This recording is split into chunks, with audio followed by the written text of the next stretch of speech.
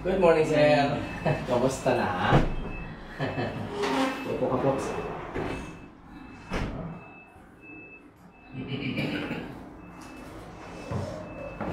Sir? Alright. Kamusta na po? Okay, yes, okay. Simulan natin ito.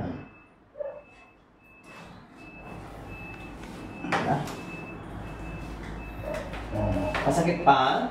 Okay, that's it. Sige lang po. Yun.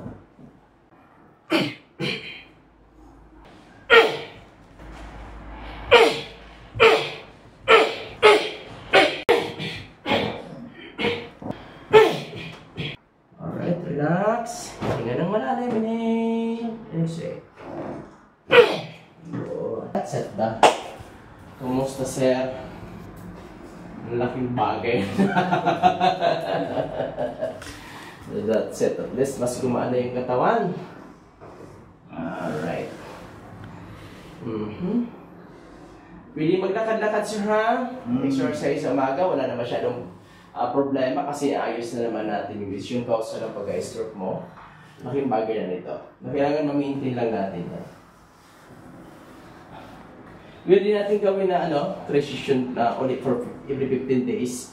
Then the next is once hanggat available siya, teka pa siya na.